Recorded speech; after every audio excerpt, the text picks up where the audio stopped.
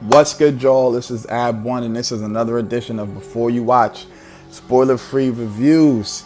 I know the reviews ain't coming in as fast as they should, but I got some stuff in the chamber. I can promise you that. But anyway, Jordan Peele is one of the biggest filmmakers in the game right now. A lot of people that watch my films compare me to him.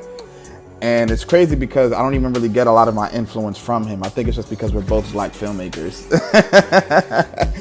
I get a lot of my influence from M. Night Shyamalan, who's done The Sixth Sense, Unbreakable, Glass, and Signs. And coincidentally so, a lot of people now are comparing Nope and Signs because they're both alien films. So I'm gonna just give you a quick synopsis here. If you haven't seen Jordan Peele's movies, they're very racially driven or have like racial undertones. They usually always have messages. They have really great cinematography. They're well written. They're very relatable. The dialogue is very contemporary.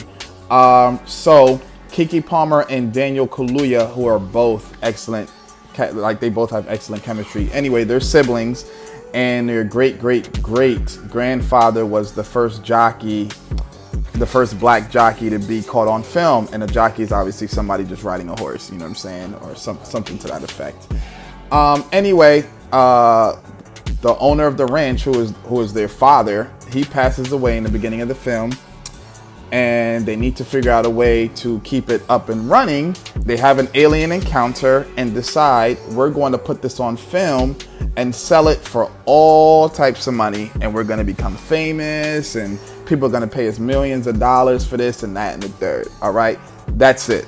Nope is an acronym for Not of Planet Earth. That's just really just what it is for those that don't know. All right, so the first thing that you're going to notice here is that they're in the middle of nowhere. I don't even know what state this takes place in. I'm thinking it's going to be Texas. I feel like all alien happenings always happen in like Texas or like Ohio, but they always usually happen in the middle of nowhere, right? But another thing that I've noticed as well too, which is something I think I've noticed in a lot of Jordan Peele movies. I don't know if this is something that he does consciously, like deliberately, or if it just so happens that way. But his films don't really have like a large cast of characters, and I like it that way.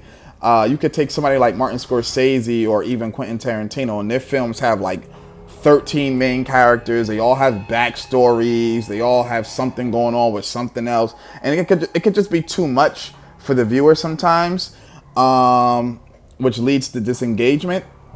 But Jordan Peele's films are usually only like anywhere between 3 to 5 characters, and that's pretty much just how it is in this film too. Everybody has their own backstory. However, Steven Yeun he's my favorite. He has my favorite backstory. He's not my favorite character. That title goes to Keke Palmer, but Steven Yeun has the best backstory. And if you don't know who that is, if you've ever seen The Walking Dead, he's the guy that plays Glenn. It's like, that's my guy. But his backstory is so different from the main story, but it tells you so much about his character in the now, why he does what he does, his relationship with the people around him, and so on and so forth. So anyway, the acting is top notch. I mean, all of Jordan Peele's films he's always usually got like big names, and if he doesn't have like big names, he's got people that definitely know how to act. Daniel Kaluuya is very quiet. Sometimes it can be a little difficult to understand what he's saying. It's like he's almost talking without opening his mouth, but he speaks to you through his body language speaks volumes. Like, you can literally a lot of Daniel Kaluuya's scenes are close-ups, and Keke's are wide shots or medium shots. And I know I'm probably speaking gibberish to you people, but the close-ups on Daniel is because his face speaks volumes. His eyes, you can just see everything that you want to be told. You can see it just from Daniel Kaluuya's facial expressions. He's a very intense actor anyway. I like him a lot. He's a very intense actor. Keke Palmer is just very animated. She's very lively. But they work together well. There's also another gentleman that they get that works at like a Best Buy. It's like their version of Best Buy. He's like part of the Geek Squad, and he helps them like put up their technology and this, that, and the third. So people that like watch his movies, they're going to go in and expect certain things, right? And I'm going to tell you this.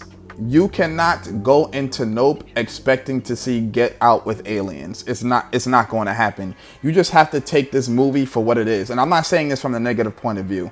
You just have to take this movie for what it is. And I think that was such a huge downfall to M. Night Shyamalan, because he was making so many movies that had twists.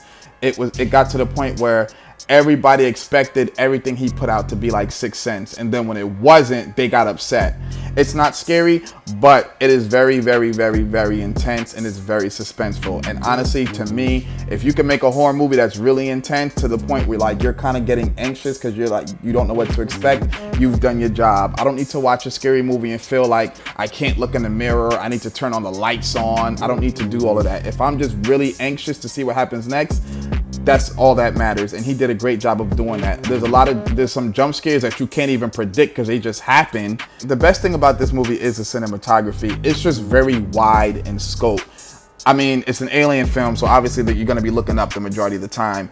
And the way he films it is you feel like these people are very isolated from the rest of the world, but yet when they look up in the sky, you just feel like it's this vast nothingness, but yet there's something near. You don't really know what you're looking for, but you know you're gonna see something, and that's really how it is. It starts out slow for like the first 15 minutes because it has to establish characters, but it really, like, when the movie starts going, it's going. It's definitely going. The only thing I didn't like about this film was that Daniel Kaluuya, I couldn't understand what he was saying a lot of the times.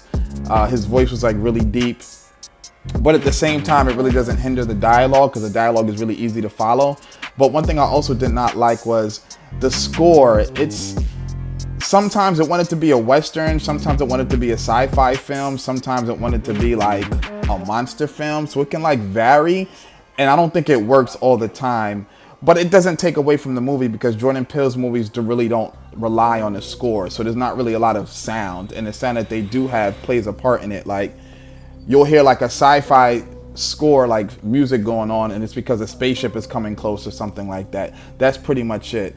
The makeup design is amazing. The cast is amazing. The cinematography is amazing. Jordan Peele just did it again. He just did it again. Honestly, I want to watch the movie again right now. I want to watch the movie again right now because all of his films are connected. So I definitely want to see how this is connected to the other two. So there's definitely going to be Easter eggs out there. I know there's tons of Easter eggs out there, even though they're like in a desolate part of whatever state they're in. There's like posters and things like that. They say like the number 613 a lot, so I know that has to do with something. Maybe it's like the room from a room number from The Shining or something from The Ring. Who knows? That's just what Jordan Peele does, so I definitely got to watch it again. Get Out to me is still Jordan Peele's best movie just because it's so relatable. This one I feel like might be the most engaging. I'm going to give this movie an 8.8 out of 10. Tell your friends to check it out, man. You heard it here first. Make sure you subscribe, hit that notification bell, man. Nope, Jordan Peele strikes gold one more time. I'm Abwon, yo. I'm out of here. Peace.